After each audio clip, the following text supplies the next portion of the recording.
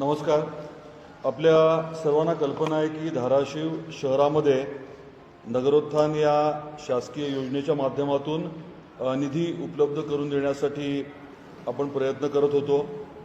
मी तुळजापूरचा लोकप्रतिनिधी असल्यामुळे स्वाभाविकच आहे की धाराशिव शहराच्या बाबतीमध्ये मी पुढाकार का घेतोय किंवा त्या बाबतीमध्ये जास्त आम्ही सर्वजण मिळून निधी आणण्यासाठी का प्रयत्न करतोय हा विषय पुढे येणं स्वाभाविक होतं.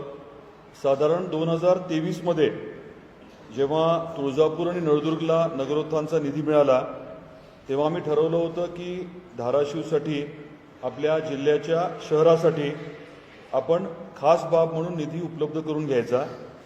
त्या अनुषंगाने आदरणीय देवेंद्र फडणवीस साहेब जे तेव्हा उपमुख्यमंत्री होते त्यांना हा विषय आवर्जून आम्ही सांगितला की धाराशिव जिल्ह्याचं ठिकाण आहे आणि इथे वेगवेगळे कामं चालू असल्याने खास करून जे आपल्या अंडरग्राऊंड ड्रेनेज सिस्टमचं आहे त्यामुळे रस्त्याची परिस्थिती भयानक झालेली आहे आणि प्रमुख रस्ते तातडीने घेणं गरजेचं आहे.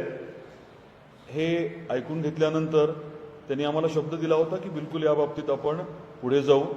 त्या अनुषंगाने तत्कालीन मुख्यमंत्री एकनाथरावजी शिंदे साहेबांना त्यांनी हा विषय आवर्जून सांगितला आणि खास बाब म्हणून आपल्याला 23 फेब्रुवारी 2024 रोजी शासन निर्णयाच्या माध्यमातून धाराशिव शहरासाठी निधी उपलब्ध करून दिला होता. साधारण 117 कोटी. या 117 कोटीमध्ये अंदाजे 26 किलोमीटर, मग काही ठिकाणी 9 मीटरचे, काही ठिकाणी 12 मीटरचे रस्ते आणि नाली, आपले जे प्रमुख रस्ते आहेत हे सगळे घेण्यात आले होते. हा शासन निर्णय तुम्ही आधी बघितलेला आहे. दरम्यानच्या काळामध्ये वेगवेगळ्या कारणांमुळे या विषयाला वेळ लागत गेला आणि आता आपल्याला आणि आपल्या माध्यमातून धाराशिवकरांना सांगताना मोठा आनंद होतोय की या विषयाची जी वर्क ऑर्डर आहे, कार्यक्रम आदेश आहे, तो आता देण्यात आलेला आहे. 117 कोटीलाच म्हणजे 2023-24चा जो काही दर होता त्या दराच्या अनुषंगानेच टेंडर जे आहे ते फायनल करण्यात आलेलं आहे. आणि जे काही टेंडर जास्त भरलं होतं वगैरे, देवेंद्रजी मुख्यमंत्री झाल्यानंतर त्यांनी एक भूमिका घेतली होती की UDमध्ये नगरविकासमध्ये जिथे कुठे टेंडर एस्टिमेट किमतीच्या वर असेल तिथे एस्टिमेट किमतीच्या वर आपण मान्यता द्यायची नाही. हे स्पष्टपणे देवेंद्रजींनी भूमिका घेतली होती आणि तीच भूमिका कायम ठेवत आता निर्णय जो आहे तो घेण्यात आलेला आहे. 117 कोटीने हे काम जे आहे ते जे कोण लोएस्ट होतं त्यांना देण्यात आलं.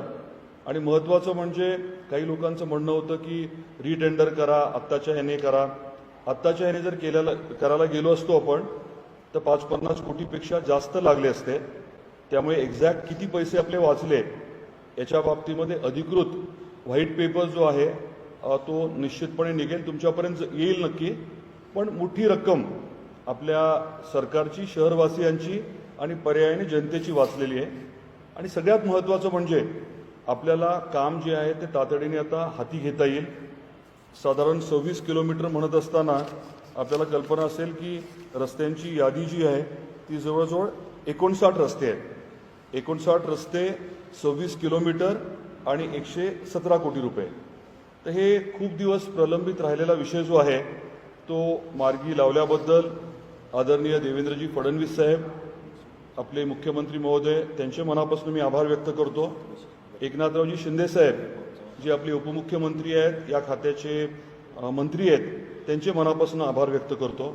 आणि निधी उपलब्ध करून देण्याच्या बाबतीमध्ये ज्यांनी आपल्याला नेहमीच सहकार्य केले अशा अजितदादा पवार साहेबांचे देखील, आपले दुसरे उपमुख्यमंत्री महोदय, त्यांचे देखील मी आभार व्यक्त करतो. आपले पालकमंत्री प्रतापराव सरनाईक साहेब आणि संपर्कमंत्री जयकुमारजी गोरे साहेब ज्यांनी या प्रक्रियेत आपल्याला मदत केली, त्यांचे देखील मी मनापासून आभार व्यक्त करतो.